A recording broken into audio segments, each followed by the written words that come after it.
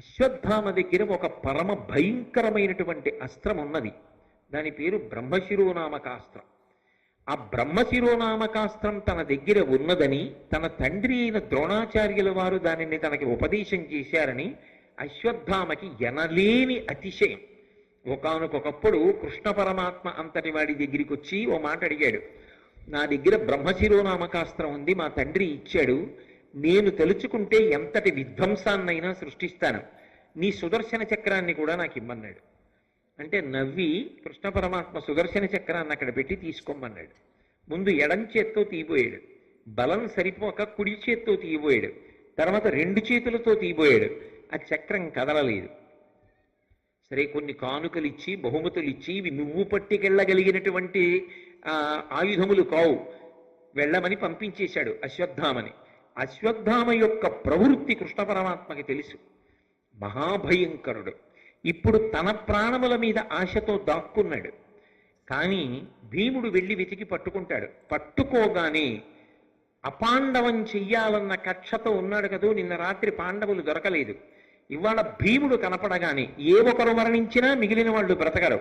అందుకని భీముడు కనపడగానే అపాండవం కావాలి, పాండవులు ఉండకూడదు అని సంకల్పం చేసి అస్త్రప్రయోగం చేస్తాడు. అస్త్రములు ప్రయోగం చేస్తే ఎదురుగుండానే ఉండక్కర్లేదు, ఎక్కడ ఉన్నా వెతికి పట్టుకుంటుంది అస్త్రం. అందున అది బ్రహ్మశిరోనామకాస్త్రం, అత్యంత శక్తివంతమైన అస్త్రం. కాబట్టి అస్త్రప్రయోగం చేస్తాడు. కాబట్టి భీముడు ఒక్కడు వెళ్ళడం మంచిది కాదు, ఇప్పుడే బయలుదేరిపోయాడు. కాబట్టి అర్జున, మనం కూడా బయలుదేరదామని కృష్ణ పరమాత్మ అర్జునుణ్ణి ధర్మరాజుని కూడా తీసుకొని సాత్యకిని సహదేవుణ్ణి అక్కడ శిబిరాలకి రక్షణగా ఉంచి బయలుదేరి వెళ్ళాడు. కురుక్షేత్ర సంగ్రామ భూమి దగ్గరికి వెళ్ళి అక్కడ ఉన్నటువంటి పౌరుల్ని అడిగారు, అశ్వత్థామ ఇటుగా వచ్చాడా అని. అశ్వత్థామ, కృపాచార్యుడు, కృతవర్మ కూడా వచ్చారు. మిగిలిన ఇద్దరు చెరొక వైపు వెళ్ళిపోయారు. ఒక్క అశ్వత్థామ మాత్రం వ్యాసాశ్రమం వైపుకి వెళ్ళారు అన్నారు. వ్యాసాశ్రమం దగ్గరికి వెళ్ళేటప్పటికి నక్షత్రములతో కూడుకున్నటువంటి చంద్రుడు ఎలా ఉంటాడో అలా అనేక మంది విద్వాంసుల యొక్క సమూహం మధ్యలో వ్యాసుడు తపస్సు చేసుకుంటూ ఉన్నాడు. ఆ ఆశ్రమానికి కొంచెం దూరంలో అశ్వత్థామ తపస్సునందు కూర్చున్నవాడిలా తపస్సు చేస్తూ కూర్చున్నాడు. నిన్న రాత్రి ఎంత క్రౌర్యం, ఇవాళ ఏ స్థితి, ఏమైనా అర్థం ఉందా? పోనీ ఇది మనసులో మార్పు వచ్చి జరిగిందనుకోండి, పరమాత్మ కూడా ఆదరిస్తాడు. ఏదో తప్పు చేస్తే చేశాడు, కానీ చాలా పెద్ద మార్పు వచ్చింది అనుకుంటాడు. నిజానికి లోపల మార్పు రాలేదు, అలా కూర్చున్నాడంతే, అదో కపట వేషం, అంతకన్నా అనడానికి ఆస్కారం ఉండదు. తపస్సులో కూర్చున్నవాడిలా కూర్చునున్నాడు. ఇవన్నీ మనం జాగ్రత్తగా పరిశీలనం చేసుకుంటే మన జీవితంలో మనం అటువంటి పనుల జోలికి వెళ్లకుండా, కరూర్యమునకు వశపడకుండా బ్రతకవలసినటువంటి అవసరాన్ని చెప్తాయి.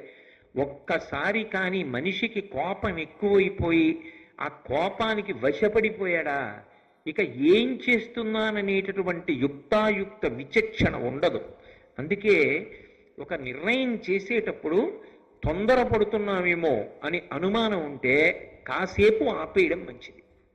మనం కోపంతో నిర్ణయం చేస్తున్నామేమో అని అనుమానం ఉందనుకోండి, ఆ నిర్ణయాన్ని అప్పటికి చేయకూడదు. అందుకే రామాయణంలో హనుమ ఒక మాట చెప్తారు, క్రుద్ధ పాపం న కుర్యాత్క క్రుద్ధో హన్యాద్గురూనపి క్రుద్ధ పరుషయా వాచ నరం సాధు నధిక్షిపేత్. యథోరగస్పచం జీర్ణాం సవై పురుషముచ్యతే అంటారు. పాము తన కుబుసాన్ని తానే వదిలిపెట్టేసినట్టు తనకొచ్చిన కోపాన్ని తాను పరిశీలించుకుని వదిలిపెట్టిన వాడెవరో వాడు ధన్యాత్ముడు. తప్ప కోపం రాకూడదని ఎక్కడా చెప్పలేదు, కోపం రావాలి. కోపం రాకపోతే వ్యవస్థని చక్కబెట్టలేరు. కానీ కోపమునకు వశపడిపోకూడదు. కోపానికి మీరు వశపడిపోలేదు అని గుర్తేమిటంటే, మీరు చేసేటటువంటి వివేచనలు, మీరు చేసేటటువంటి ఆలోచనలు ఉద్రేకం ఉండదు, పరిశీలనం ఉంటుందంతే. ఆ పరిశీలనమునందు నిలదొక్కున్నంత కాలం, ఆ హద్దు దాటిపోనంత కాలం మనిషి స్వస్థతతో ఉంటాడు. కాదని క్రోధమునకు వశపడిపోయాడు అనుకోండి, ఏమి చేస్తున్నాడన్న దానితో ఇక సంబంధం ఉండదు, అదొక ఉగ్రభూతం అయిపోతాడంతే. చేసినప్పుడు సంతోషంగా ఉంటుంది, చేసేస్తాడు. కానీ తరువాత మాత్రం జీవితం చాలా భయంకరంగా ఉంటుంది. చేసిన తప్పిదం క్రోధం వచ్చి ఒక్కసారి చేయడం తేలిక, కానీ ఆ తరువాత జీవితం అంతా కూడా ఎంత విచారించినా ఉపయోగం ఉండదు. అందుకే మనిషి మొట్టమొదట పరిశీలించుకోవలసింది అసూయని. ఆ అసూయ కానీ లోపల ప్రబలింది అంటే అసూయలోంచి ఖచ్చితంగా అవతల వాణ్ణి పాడు చేద్దామనేటటువంటి ఒక పరమ భయంకరమైన ఆలోచనతో కూడుకున్నటువంటి ప్రణాళిక, కుతంత్రము, కుట్ర, క్రోధము విజృంభిస్తాయి. దాని చేత ఎంతటి పాపానికైనా సమకడతాడు. అశ్వత్థామ వృత్తాంతం మనకి దీన్నే చెప్తుంది. వెళ్ళి తపస్సులో కూర్చున్నటువంటి వాణ్ణి భీముడు చూశాడు. నిన్న రాత్రి నిద్రపోతున్న పిల్లల్ని సంహరించి ఏమీ తెలియని వాళ్ళ వచ్చి తపస్సుకి కూర్చున్నవాడిలా కూర్చున్నావా, లేచి ధర్మయుద్ధానికి రమ్మన్నాడు. ఈలోగా కృష్ణార్జునులు కూడా వచ్చారు. సాధారణంగా భారతాన్ని మీరు పరిశీలనం చేస్తే మీకు ఒక విశేషం కనపడుతుంది. కృష్ణుడు ఎప్పుడైనా వ్యవస్థలో ప్రమాదకరమైన సన్నివేశం ఏర్పడినప్పుడు చక్క పెట్టడానికి వెడతాడు. కృష్ణుడు అక్కడ లేడనుకోండి, వ్యాస భగవానుడు ఎడతాడు. వ్యాస భగవానుడు రాలేదనుకోండి, కృష్ణ భగవానుడు చక్క పెడతాడు. కృష్ణుడు ఉండగా వ్యాసుడు రావలసిన అవసరం సాధారణంగా ఉండదు. వ్యాసుడుండగా కృష్ణుడు రావలసిన అవసరం సాధారణంగా ఉండదు. ఇద్దరూ మహాభారతానికి 2 చక్రాలై నడిపిస్తారు. కానీ ఈ సన్నివేశంలో కృష్ణుడు అర్జునుణ్ణి ధర్మరాజుని కూడా తీసుకుని వచ్చాడు. వెంటనే అశ్వత్థామ ఉత్తరక్షణం లేస్తూ మళ్ళీ క్రోధం విజృంభించింది. నన్నేం చేసేస్తారో అన్న బాధలో ఒక క్షణం ఆలోచించకుండా, కనీసం అవతల వాళ్ళు మాట్లాడే అవకాశం ఇవ్వకుండా అపాండవమగుగాక అని సంకల్పం చేసి బ్రహ్మశిరోనామకాస్త్రాన్ని విడిచిపెట్టేశాడు. అస్త్రాన్ని విడిచిపెట్టడానికి పక్కన ఆయుధం ఉండక్కర్లేదు. అస్త్రము అంటే మంత్రశక్తితో పనిచేస్తుంది. రామాయణంలో ఓ గడ్డి పరక మీద బ్రహ్మాస్త్రాన్ని సంధిస్తాడు రామచంద్రమూర్తి. అలాగే అశ్వత్థామ కూడా ఒక రెల్లు గడ్డి పరక మీద బ్రహ్మశిరోనామకాస్త్రాన్ని అభిమంత్రించి విడిచిపెట్టాడు.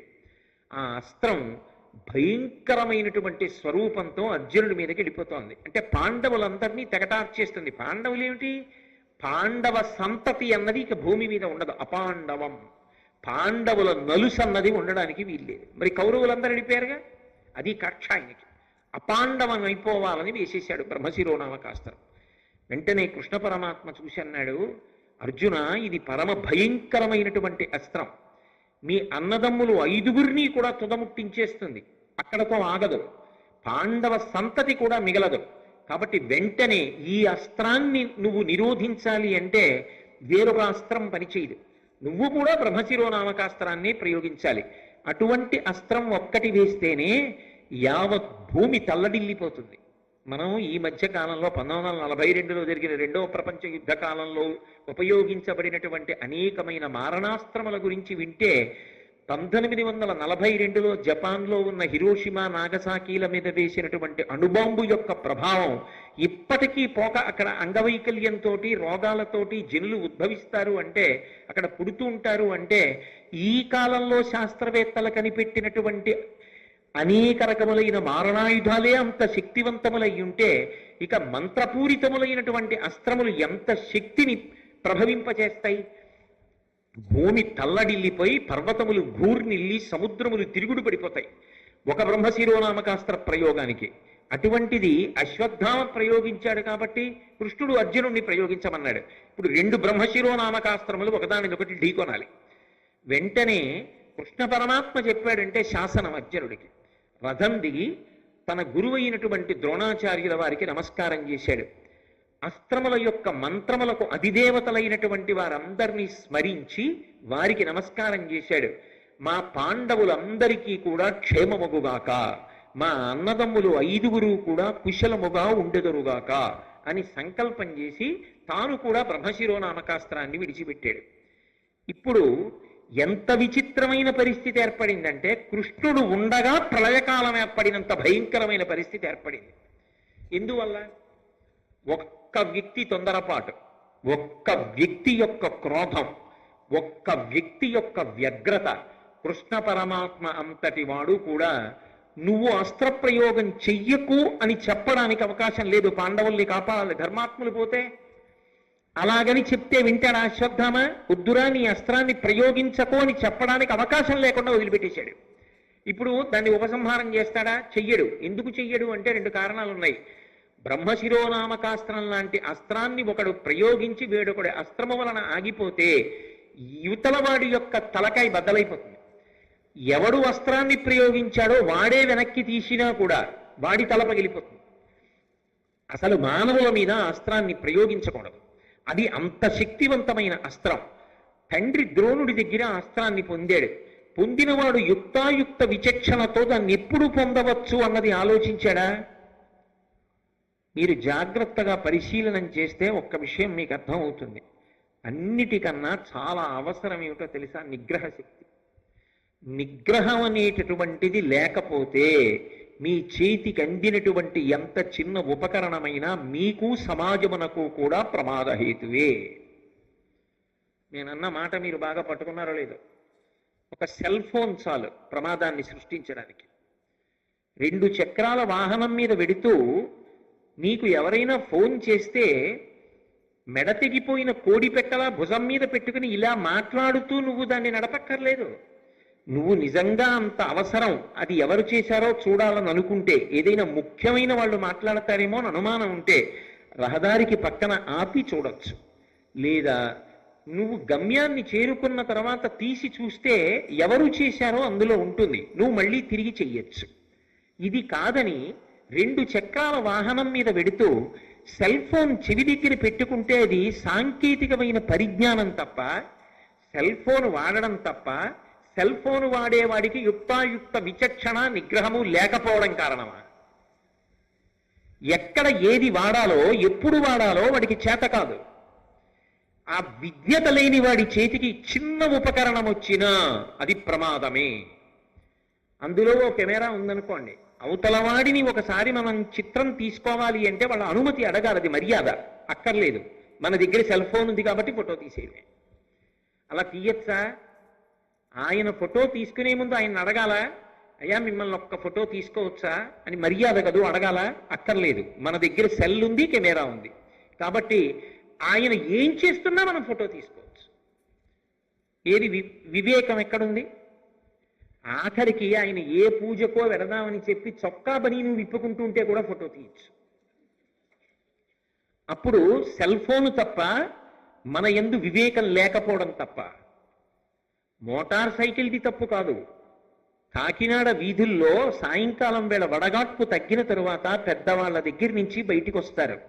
వచ్చినప్పుడు 80 కిలోమీటర్ల వేగంతో పుట్టలోంచి పైకి వచ్చిన పావుల్లో మిరికిలి తిరుగుతూ వెళ్ళమని నీకు ఎవడు చెప్పాడు? మోటార్ సైకిల్ తప్ప, తొక్కుతున్న నీది తప్ప.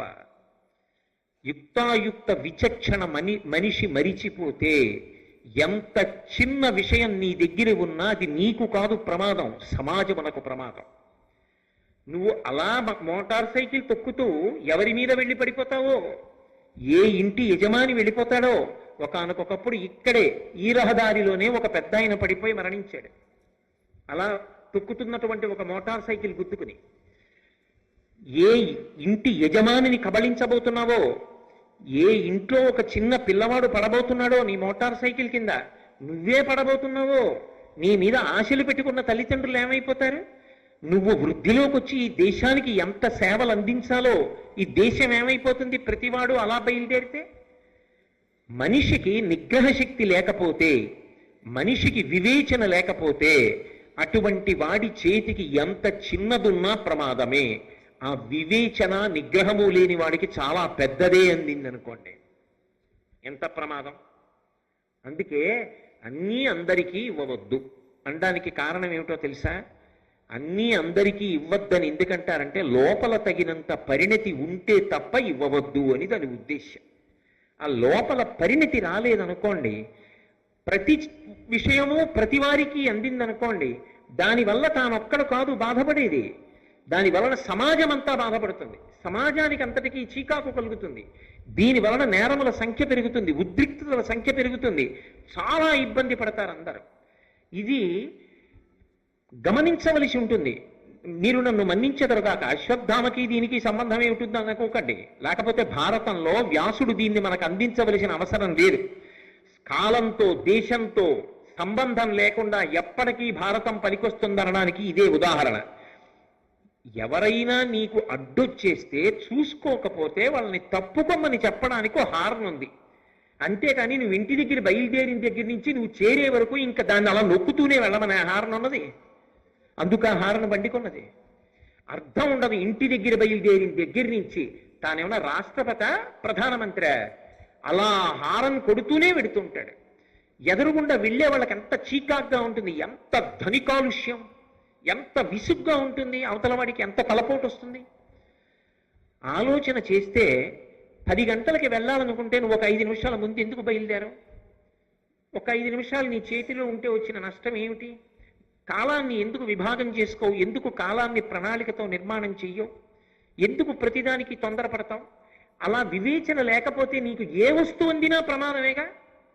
అదే కాదు, ఏది అందినా ప్రమాదమే. టీవీ పెడితే కట్టడం రాదు, అలాగే కూర్చుంటాడు. ముఖం కూడా కడుక్కోరు కొంతమంది నా బోటిగాళ్ళు. కాబట్టి ఏ వస్తువు అందినా ప్రమాదం అయితే మనిషి మనిషిగా ఎక్కడ బ్రతుకుతున్నాడు? వివేకం ఏది? నిగ్రహం ఏది? సంయమనం ఏది? ఆ సంయమనము లేకపోతే, అసలు అవతల వాడి మాట విందామనేటటువంటి ధ్యాస లేకపోతే సమాజమునకు బరువు అయిపోతారు. అశ్వత్థామ అర్జునుణ్ణి చూసి భయపడ్డాడు, భీముణ్ణి చూసి భయపడ్డాడు. జగదాచార్యుడు లోకముల మేలు కోరేవాడు కృష్ణ పరమాత్మ సాక్షాత్ పరాత్పరుడని భీష్ముడు ఇన్ని మాటలు చెప్పాడు. తన తండ్రి ద్రోణుడు ఎంత నమ్మాడు తెలియదా అశ్వత్థామకి? కనీసం కృష్ణ పరమాత్మతో 2 మాటలు మాట్లాడలేడా? నాది తప్పైపోయింది, రాత్రి చేశాను నిజమే అంటే, ఏమో ఎంతమంది ఇద్దరో వాళ్ళు ఎంత ధర్మాత్ములంటే, గురువు యొక్క కొడుకు ద్రోణాచార్యుల వారి కొడుకు, గురుపుత్రుడు గురువుతో సమానం కనుక ఇంత తప్పు చేసినా చంపకుండా వదిలిపెట్టారు. క్షమాపణే చెప్పుంటే ఏమో ఏం చేద్దురో. మరి ఇదే ముగ్గురులో ఒకడైనటువంటి కృపాచార్యుల వారు తర్వాత కాలంలో పాండవ శిబిరంలో చేరి పరీక్షిన్ మహారాజుకి గురువయ్యాడు. నీ జీవితంలో ఎక్కడో అక్కడ పరితాపము, పశ్చాత్తాపము, మారదామనేటటువంటి తాపత్రయం లేకుండా ముండి బ్రతుకు బ్రతికేస్తానంటే ఎవరు ఆపగలరు? అసలు కనీసం అడగలేదు, ఆలోచించడు. భీముడు కనపడగానే అంతే మళ్ళీ కోపం. నువ్వేమన్నా దుర్యోధనుడువా? ఆయనే తొడలు విరిగి పడిపోయాడు, ఆయనతో ఉన్న 99 మంది పడిపోయారు, నీ తండ్రి ద్రోణుడు పడిపోయాడు, నీకెందుకు ఇంతల్లరి? అపాండవం అయిపోవాలని వేసేసాడంతే బ్రహ్మశిరోనామకాస్త్రం. ఇప్పుడు కృష్ణుడికి మార్గం ఏముంది? అందుబాటులో ఉన్నాడు అర్జునుడు, పక్కన ఉన్నాడు ధర్మరాజు గారు, అక్కడే ఉన్నాడు భీముడు. వాళ్లే పడిపోతే ఇంకా పాండవులు ఎందుకు? అవతల ఉప పాండవులు వెళ్ళిపోయారు నిన్న రాత్రి. ముందు ధర్మాత్ములు తనని ఆశ్రయించిన వాళ్ళని రక్షించుకోవాలి. ఆ అస్త్రాన్ని ఢీకొనాలంటే మళ్ళీ బ్రహ్మశిరోనామకాస్త్రాన్నే ప్రయోగించాలి, ఇంకొక విధి లేదు. కాబట్టి తప్పనిసరి పరిస్థితుల్లో నువ్వు కూడా బ్రహ్మశిరోనామకాస్త్ర ప్రయోగం చెయ్యన్నాడు. ఇప్పుడు ఒక వ్యక్తి క్రౌర్యం ఎంత దూరం వెళ్ళిపోయిందంటే సమస్త ప్రపంచము సంక్షోభంలోకి వెళ్ళిపోయింది. ఇంత సంక్షోభంలోకి వెళ్ళిపోతే లోకముల యొక్క హితాన్ని కోరుకునేటటువంటి మహాత్ములు ఇప్పుడు ఉంటారు. నారదుడు పరుగు పరుగున వ్యాసుల వారి దగ్గరికి వచ్చాడు. అయ్యయ్యయ్యయ్యో, ఇంత కురుక్షేత్ర సంగ్రామం అయిపోయిన తర్వాత 2 బ్రహ్మశిరోనామకాస్త్రాల్ని ప్రయోగించారు. మీ ఆశ్రమం ముందే జరిగింది, రండి అన్నాడు. ఇద్దరూ గబగబా బయలుదేరారు. లోకహితం కోరేటటువంటి వాళ్ళ నోటి వెంట వచ్చే మాటలు ఒకలాగే ఉంటాయి. అందుకే ఈ పద్యం చెప్పినప్పుడు వ్యాసుడొక్కడు చెప్పలేదు, నారదుడొక్కడు చెప్పలేదు, ఇద్దరు కలిసి చెప్పారు. కూడబలుక్కుని ఛందస్సుతో వ్రాసి తెచ్చుకునో కాదు, ఇద్దరూ లోకహితాన్ని కోరుతారు కాబట్టి ఇద్దరి నోటి వెంట ఒకలాంటి మాటే వచ్చింది. వాళ్ళు అన్నారు, పలువురు మహాస్త్రవిత్తములు అలగు భుజా వీర్య శౌర్యులవని జనిరి వారలు దీనిని ప్రయోగించట కలిగినే మానవులపై అకల్మషులారా. ఏమయ్యా అర్జున, ఏమయ్యా అశ్వత్థామ, ఇంతకు ముందు లోకంలో ఎంతమంది మహావీరులు రాలేదు, ఎంతమందికి అస్త్రములు తెలిసిన వాళ్ళు లేరు. ఇలా ఎవరైనా బ్రహ్మశిరోనామకాస్త్రాన్ని ఒకేసారి ఇద్దరు ప్రయోగించడం ఉందా? మనుష్యుల్ని పాడు చెయ్యాలని ఒకడు ప్రయోగించడం, రక్షించుకోవడానికి ఇంకొకడు ప్రయోగించడం ఉంటుందా? ఇలా చెయ్యొచ్చా? లోకముల గురించి ఆలోచించవలసిన అవసరం లేదా? ఎంత పెద్ద ఉత్పాతములు ఉత్పల్లితున్నాయో చూడండి. కాబట్టి అర్జున, నువ్వు నీ అస్త్రాన్ని ఉపసంహారం చేసేసి. ఆయన పరమధర్మాత్ముడు. నిజానికి బ్రహ్మశిరోనామకాస్త్రాన్ని ఒకసారి ప్రయోగించిన తరువాత వెనక్కి తీశారనుకోండి, ఉపసంహారం చేస్తే దానికి తగిన ఆహారం దొరకలేదు కాబట్టి ఎవరు ప్రయోగించి ఉపసంహారం చేశాడో వాడి తల బదలు కొట్టేస్తున్నారు. కాబట్టి ఇప్పుడు ఎవరికి ప్రమాదం? అర్జునుడికి ప్రమాదం. కృష్ణుడు ప్రయోగించమన్నాడు, వ్యాసుడు నారదుడు ఉపసంహారం చేయమన్నాడు. అర్జునుడు ఏం ఆలోచించాడంటే, నేను లోకముల యొక్క ప్రయోజనం కోసం పెద్దలైనటువంటి వ్యాస నారదాదుల యొక్క మాట మన్నించి ఉపసంహారం చేస్తున్నాను. అది నన్ను ఎందుకు అపకారం చేస్తుంది? దాని లక్షణం అది కావచ్చు, కానీ విశాల ప్రయోజనము కొరకు నేను నిలబడినప్పుడు, పెద్దల మాట ఆదరించినప్పుడు అది నన్ను చెరకడానికి వీల్లేదు. కాబట్టి ఆయన ఉపసంహారం చేశాడు. ఆశ్చర్యం ఏమిటంటే, అది అర్జునుణ్ణి ఏమీ చెయ్యకుండా శాంతించింది. శాంతిస్తే వెంటనే ఒక విషయం అన్నారు సౌప్తిక పర్వంలో, తపమును బ్రహ్మచర్యమును దానము సత్యము కల్గు ఆ సురాధిపతనయుండు తక్క సముదీర్ణముగా నిగిడించి అమ్మహోగ్రపు మహితాస్త్రముండ్లుకును రాదు మగుడ్బడగా అట్టి భంగి భూమిపతులు కాదు దేవతలు మేకొనజాలరు కౌరవీశ్వర. సంజయుడు చెప్తున్నాడు ధృతరాష్ట్రుడితోటి, నిజానికి దేవతలు కూడా ఇటువంటి అస్త్రాన్ని ప్రయోగిస్తే ఇక ఉపసంహారం చేయలేరు. అర్జునుడు చెయ్యగలిగాడు అంటే, చేసి బ్రతకగలిగాడు అంటే ఆయన చేసినటువంటి తపస్సు. తపస్సు అన్న మాటకి నేను అర్థం చెప్తున్నాను కదా, నిన్నటి నుంచి చెప్తున్నాను, ధర్మమునందు అనురక్తి. ఆయన ధర్మానురక్తి, ఆయనకి పెద్దల పట్ల ఉన్న గౌరవం, బ్రహ్మచర్యమును ఇంద్రియములను నిగ్రహించగలిగినటువంటి శక్తి, దానము, ఏ ప్రయోజనాన్ని అపేక్షించకుండా ఇతరుల యొక్క సంతృప్తి కొరకు, సంతోషము కొరకు, సమాజ హితము కొరకు తాను త్యాగం చెయ్యడం, తాను విడిచిపెట్టడం తన దగ్గర ఉన్నదాన్ని. అటువంటి దానము, సత్యము, ఒక మాట అంటే దానికి కట్టుబడి ఉండగలగడం, అటువంటి సత్యము కలిగినటువంటి ఆ సురాధిపతనయుడు దక్క, సురాధిపుడైనటువంటి ఇంద్రుడి యొక్క కుమారుడైనటువంటి దేవేంద్రుడు తక్క ఇలా బ్రహ్మశిరోనామకాస్త్రాన్ని ఉపసంహారం చెయ్యడం అనేటటువంటి ప్రక్రియ అన్యులకు సాధ్యమే. ఎవరైనా చేయగలరా?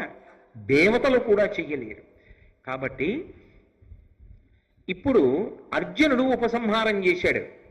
చేసి గబగబా వ్యాసుల వారి దగ్గరికి వెళ్ళి ఒక మాట అన్నాడు, అయ్యా మీరు పెద్దలు, పూజ్యులు, మా వంశమునకంతటికీ పెద్దవారు, మీరు చెప్పారు, నేను ఉపసంహారం చేశాను, కానీ అశ్వత్థామ ఉపసంహారం చేయలేదు, అపాండవమని కోరాడు.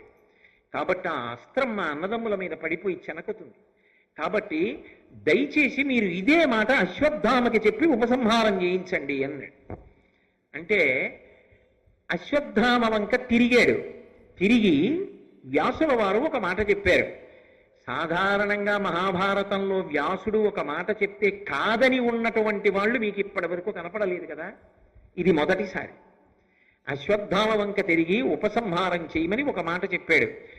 నువ్వు ఉపసంహారం చేసేసి నీ తలలో ఉన్నటువంటి రత్నం ఉన్నదే, నీకు పుట్టుకతో వచ్చిన రత్నం, అది తీసి అర్జునుడికి ఇచ్చేసేయి, నువ్వు బ్రతికిపోతావు. నిన్ను చంపరు వాళ్ళు. నువ్వు చేసినటువంటి తప్పు అంతా ఇంతటిది కాదు, అంత క్రూరమైన తప్పు చేశావు, అసలు చంపేయాలి నిజానికి.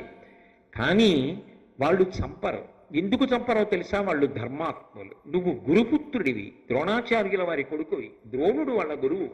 గురుపుత్రుడికి గురువుకి, గురువుకి గురుపత్నికి అభేదం.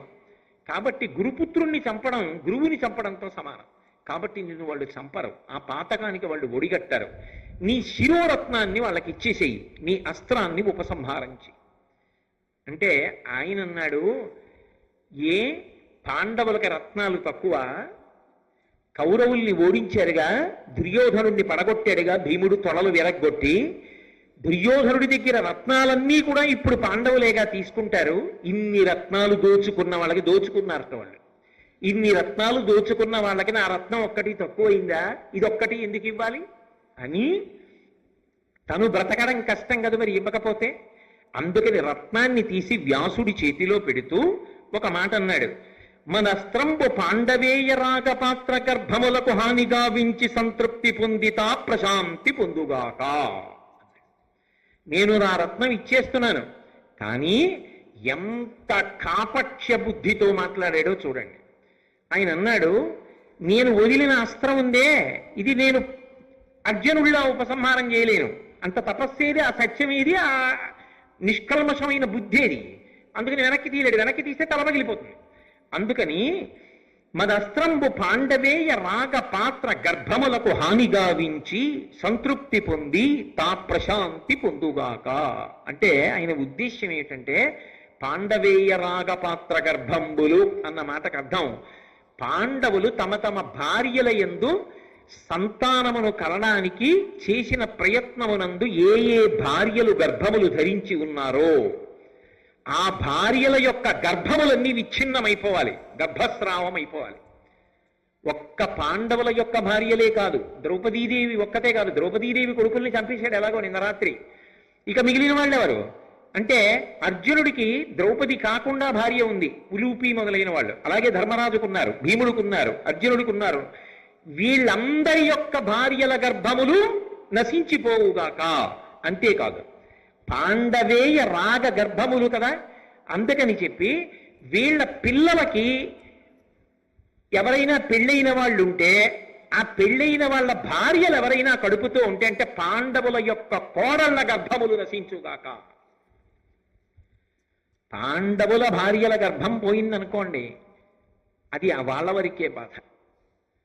వాళ్ళ కోడలు గర్భం పోయిందనుకోండి, కొడుకు చెయ్యని తప్పుకి కోడలు చెయ్యని తప్పుకి కొడుకు కోడలు శిక్ష పొంది అందున కోడలు నా కడుపున బిడ్డ పుట్టబోతున్నాడు, వాడిని ఎత్తుకుంటాను ఆడిస్తాను అని ఆనందపడిపోయి అంతకుముందు మామగారితో మాట్లాడిన కోడలు, అత్తగారితో మాట్లాడిన కోడలు, మురిసిపోయిన కోడలు మామగారి మీద పగతో ఎవడో దుర్మార్గుడు చేసిన పనికి గర్భస్రావం అయిపోతే ఆ బాధ మామగారికి ఎంతగా ఉంటుంది. నిద్రపోతాడా? ఎంత గుచ్చుకుంటుంది. ఆ బాధకి గుండెపోటు వచ్చి చచ్చిపోయిన ఆశ్చర్యం లేదు కాదు. సున్నిత హృదయాలకు ఆ బాధ అలా ఉంటుంది. ఇంత బాధ పెట్టాలి పాండవుల్ని, అది అశ్వత్థామ యొక్క క్రౌర్యం. దానికి ఏమైనా అర్థం ఉందా? ఎవరైనా క్షమిస్తారేమో, పాండవులైనా క్షమిస్తారేమో, కృష్ణ పరమాత్మ క్షమిస్తాడా ఆ నేరాన్ని? తప్పుకోగలడా? ఎక్కడికి పారిపోయి తప్పుకుంటాడు? కాబట్టి పాండవేయ రాగ గర్భంబులను హానిగావించి సంతృప్తి పొందితా ప్రశాంతి పొందుగాక. పాండవుల భార్యలు ఎక్కడ గర్భంతో ఉన్నా గర్భములు స్రావమైపోవాలి. పాండవుల బిడ్డల యొక్క భార్యలు ఎక్కడ గర్భంతో ఉన్నా గర్భములు పోవాలి, కోడళ్ల గర్భములన్నీ పోవాలి. అంటే పాండవులు మిగలాలి, పాండవుల వంశం మిగలడానికి వీల్లేదు. అప్పుడు వాళ్ళు ఏమవుతారు? ఎందుకు చేసినట్టు ఈ యుద్ధం అంతా? ఎవరి కోసం చేసినట్టు? ఎవరి కోసం అంతకాలం కష్టపడినట్టు? ఎవరిని చూడాలని ఒక వయసు వచ్చిన తరువాత తాపత్రయపడతారో వాళ్ళు పెద్దవాళ్ళు అయ్యారుగా, ఇక వాళ్ళకి మనవల్ని చూడాలని ఆనందపడే వయసు కదా. ఆ సమయమునందు మనవలకి ప్రమాదం ఏర్పడి గర్భస్రావం అయిపోతే ఇక గర్భములే రావంటే తట్టుకోగలరా? మానసికంగా అది ఎంత పెద్ద శిక్ష పాండవులకు, అది ఆయనకి సంతోషం. ఇది ఆయన మనసులో ఉద్దేశం. పాండవుల భార్యలు, పాండవుల కొడుకుల భార్యలు, పాండవులకి ఇంకా మనవలు ఏమైనా ఉంటే వాళ్ళ భార్యల యొక్క గర్భములు కూడా విచ్ఛిన్నమైపోవుగాక, అపాండవమగుగాక. అప్పుడు నా అస్త్రము తృప్తి పొందుగాక. ఉపసంహారం చేయి. నాకు కుదరదు. ఎవరు ఈ మాట అంటున్నవాడు? అర్జునుడు ఉపసంహారం చేశాక కూడా. అసలు నిజానికి ఏమైనా తప్పు ఉందా అర్జునుడిది? ఏమైనా తప్పు ఉందా పాండవులది? ఏమైనా వాళ్ళు చేసిన తప్పు కనపడుతోందా? ఏ తప్పు లేకపోయినా, వాళ్ళు చేసిన తప్పు లేకపోయినా వాడికి అనిపించింది వీళ్ళు తప్పు చేశారని. వాడికి అనిపించింది కాబట్టి శిక్ష వేసేశాడు. ఎంత దారుణం! ఎవ్వరూ పట్టించుకోకపోవచ్చేమో, పరమేశ్వరుడు మాత్రం పట్టించుకోకుండా వదిలిపెట్టాడు కాదు. అదే జరుగుతుంది. కాబట్టి ఇప్పుడు ఈ మాట అన్న తర్వాత వ్యాసుల వారు చటుక్కుని అందుకున్నారు. అందుకని ఆయన అన్నారు, అనవిని కృష్ణద్వైపాయనుడు అట్టులు చేయుము ఒంటి కాసపడకుమి అని పలుక, ఆ పలుకంగనియను తన పలుకు తప్పుగా అతడు మదిన్. వెంటనే వ్యాసుల వారు అన్నారు, అక్కడతో తృప్తిపడు. అంటే ఆయన ఉద్దేశ్యం ఏమిటి? పాండవేయ రాగపాత్ర గర్భాల ముందు అసలు ఏ తప్పు చేశారని ఆయన అలా నిలబడాలి? వీళ్ళు ధర్మానికి కట్టుబడినందుకు అలా నిలబడాలి. కాబట్టి వాళ్ళ కోడళ్ల గర్భములు స్రావం అవ్వడానికి అంగీకరించారు. పాండవుల యొక్క భార్యల గర్భములు స్రావం అయిపోతాయి. ఈ అస్త్రానికి ఫలితం ఉండాలి కాబట్టి నేను ఉపసంహారం చేయలేను అంటే తెలుసంటావా? నీ క్రౌర్యానికి అంతవరకు భోజనం పెట్టేస్తాం. పోని పాండవేయ రాగపాత్ర గర్భంబులు విచ్ఛిన్నమగుగాక, దాని చేత నీ అస్త్రము సంతృప్తి పొందుగాక, అది దాట కుసుమా. వెంటనే అశ్వత్థామకు అర్థమైంది వ్యాసుడు ఎక్కడ పట్టుకున్నాడు. ఎందుకనంటే ఉప పాండవుల్ని చంపేశాడుగా, వంశానికి ఎవరు? ఇంకా ఇప్పుడు ఉత్తరం ఒక్కతే గర్భంతో ఉంది. ఉత్తరా గర్భమునందు ఒక్క పిల్లవాడు పెరుగుతున్నాడు అంటే ఆ పిల్లవాడిని చంపేస్తాడనమాట. అది అర్జునుడి యొక్క కోడలి గర్భము స్రావమైపోవాలి. ఎందుకంత కక్ష అర్జునుడి మీద అంటే ఆ అర్జునుడు కదా మరి యుద్ధంలో నిలబడి శత్రువుల్ని ఎక్కువ మందిని తెగటార్చాడు. ఆయన ఎందుకు తెగటార్చాడు? ధర్మం కోసం తెగటార్చాడు. ఆయనే స్వార్థం కోసం తెగటార్చలేదు, ధర్మం కోసం తెగటార్చాడు. ధర్మం కోసం నిలబడిన వాడి మీద అధర్మాత్ముడికి ఎందుకు కక్ష ఉంటుందంటే కారణం ఉండదు, ఇదే ఉంటుంది. అసూయ చేత క్రోధము చేత ఉంటుంది తప్ప వేరు కారణాలు ఉండవు. దానికి వాడే క్రోధం, వాడే తీర్పు, వాడే నేరం, వాడే ఏదైనా చేసేస్తాడంతే. కాబట్టి ఇప్పుడు అశ్వత్థామనుకున్నాడు, అమ్మా నా తప్పు పట్టుకున్నాడు రా వ్యాసుడు, పాండవుల యొక్క భార్యల గర్భములు స్రావమవ్వాలి తప్ప పాండవుల యొక్క పిల్లల గర్భములు పిల్లల యొక్క గర్భములు అంటే పిల్లల యొక్క కోడళ్ల గర్భములు స్రావమగుకుండుగాక, అక్కడ వరకే ఆగు అంటున్నాడు. నేను ఇది విని నాకేదో అర్థం కానట్టు ఊరుకుంటా. అర్థం కానట్టు ఊరుకుంటే ఏమవుతుంది? నా అస్త్రం చేసే పని చేసేస్తుంది. పరీక్షిత్తు మరణిస్తాడు. ఉత్తరాగర్భాన్ని కూడా చెనకేస్తుంది. ఎందుకంటే నా సంకల్పం ఏమిటి? అస్త్రం ఎవడు ప్రయోగించాడో వాడిది సంకల్పం, మార్చట్లేదు సంకల్పాన్ని. పాండవేయ రాగ గర్భములు అన్న మాటకు అర్థం అర్జునుడి యొక్క కోడలి గర్భము కూడా నశించిపోవాలి. నేను దానికే కట్టుబడుతున్నా. పైకి వ్యాసుడు చెప్పింది నాకు అర్థం కానట్టు ఉంటారంతే. అది మూర్ఖత్వం అంటే. వాడు వినడు. నిజంగా వాడికి తెలియదు అనుకుంటున్నారా మీరు? వాడికి తెలుసు ఇందులో తప్పు లేదని, కానీ వాడు తప్పు ఉన్నట్టుగా వాదిస్తాడు, తప్పు ఉన్నట్టుగా మాట్లాడతాడు. ఎందుకంటే వాడికి క్రౌర్యం ఉన్నది, మౌఢ్యం ఉన్నది, రాక్షసత్వం ఉన్నది. అంతే అశ్వత్థామతత్వం. కాబట్టి ఇప్పుడు వ్యాసుడి మాటని అర్థం చేసుకున్నట్టు కాకుండా అర్థం కానట్టు ఊరుకొని ఉత్తరాగర్భము నశించిపోవాలని మనసులో సంకల్పం చేశాడు. అంటే ఇది మానసికంగా ఒక పెద్ద శిక్ష వేయడానికి సిద్ధపడుతున్నాడు. పాండవులు ఉండాలి, ఉత్తరాధికారులు లేని దేనికి చేసినట్టు యుద్ధం? ఉత్తరాధికారులు లేకుండా చేయాలి.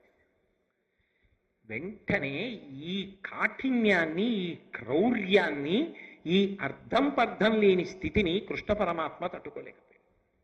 ఆయన వెంటనే రథం దిగన్నాడు, నువ్వు పాండవేయ రాగ గర్భములను చెనకవద్దని వ్యాసుడు చెప్తున్నా వినకుండా నేను అలా అనుకోవట్లేదని మనసులో అనుకుంటున్నావు, నాకు తెలియదు అనుకుంటున్నావు, నాకు అన్నీ తెలుసు. నువ్వు ఉత్తరాగర్భాన్ని చెనకాలనుకుంటున్నావు, నువ్వు మొనగాడివైతే నీ అస్త్రంతో చెనకు, నేను అడ్డుకుంటా. ఆమె గర్భము స్రావం అవ్వదు, నేను ఆపుతా. ఆమెకి గతంలో ఋషుల వరం ఉంది, క్షీణించిన శరీరమున్న కుమారుడు పుడతాడని, పరీక్షిత్ అనిపించుకుంటాడని. ఆ గర్భాన్ని నేను కాపాడతాను, కొడుకుని కంటుంది. ఆ కొడుకు కృపాచార్యుల వారి శిక్షణలో దాన ధర్మములు చేసి యజ్ఞయాగాదులు చేసి ఈ భూమినంతటినీ పరిపాలించి పాండవుల యొక్క వారసుడుగా నిలబడి వాళ్ళ కీర్తి ప్రతిష్టలు నిలబెట్టగలిగిన వాడు అవుతాడు. ఆయన కొడుకు జనమేజయుడు ఈ భారతాన్నంతటినీ వింటాడు. లోకమంతా వింటుంది నువ్వు చేసిన తప్పిదాన్ని అశ్వత్థామ. కాబట్టి నేను ఆ గర్భాన్ని కాపాడతాను. ఏది? నేను ఉపసంహారం చేయనంటున్నావుగా, చెనకు చూస్తాను నీ అస్త్రంతో. నీ అస్త్రము గొప్పో, నా శక్తి గొప్పో చూడన్నాడు. అంటే నవ్వాడు అశ్వత్థామ. ఇంత కృష్ణ పరమాత్మ నవ్వి అర్జున మిత్రమా అని పిలిచాడు. ఎంత ఎగతాళ్ళో చూడండి. మూర్ఖత్వానికి, రాక్షసత్వానికి, క్రోధానికి హద్దే ఉంటుందండి. అర్జున మిత్రమా, అర్జునుడి యొక్క కోడలి గర్భాన్ని కాపాడుతానంటున్నావుగా, కాపాడుకో, చూస్తాను నా అస్త్రం నుంచి అన్నాడు. ఇంత కృష్ణుడికి, ఇంత దైవానికి, ఇంత పరిపూర్ణావతారానికి ఒళ్ళు మండిపోయింది. మండిపోదండి అధర్మానికి? మండిపోయి ఆయన అన్నాడు, నువ్వు ఒళ్ళు మండిపోయి తగలబడిపోతున్నంత బాధతో 3000 సంవత్సరములు ఈ భూమి మీద నిస్సహాయుడిగా తిరుగు. చిరంజీవిత్వం ఉందిగా, అలా అనుభవించా చిరంజీవిత్వాన్ని. 3000 సంవత్సరములు నిస్సహాయుడవై ఉండాలి. నీ ఒళ్ళంతటి నుంచి కూడా దుర్గంధభూయిష్టమైన నెత్తుటి కంపు వస్తూ ఉండాలి. ఆహారము దొరకక మండిపోతున్న ఒంటితో 3000 సంవత్సరములు ఏకాకివై తిరుగు అన్నాడు. నేను కాపాడతానో లేదో పరీక్షిత్తుని చూసుకో, తిరుగుతుంటావుగా, చూడు కాపాడతానో లేదో. నువ్వు అక్కడ అలా తిరుగుతుంటావు, ఇక్కడ పరీక్షిత్తు రాజ్యం చేస్తాడు, నీ అస్త్రం ఏమవుతుందో చూద్దుగానే అన్నాడు. భాగవతంలో చెప్పారుగా. అందరూ మరణిస్తాడు అనుకుంటే మహానుభావుడు కృష్ణ పరమాత్మ అలవోకగా గర్భంలోకి ప్రవేశించి ఆ పిల్లవాడిని కాపాడాడు, అస్త్రం నుంచి కాపాడాడు. కాబట్టి ఎవరు నన్ను కాపాడిన వాడని బయటికి వచ్చాక అందరినీ పరీక్షగా చూసేవాట, ఎవరా శంఖచక్ర గదా పద్మములతో ఉన్నవాడని పరీక్షగా చూశాడు. కాబట్టి పరీక్షిత్ అయ్యాడు ఆయన. భగవంతుడి మాట నిలబడిందా లేదా? అకారణ క్రౌర్యానికి, అకారణ క్రోధానికి, మూర్ఖత్వానికి వెళ్ళిపోయిన అశ్వత్థామ ఏమైపోయాడు భగవంతుడి చేతిలో?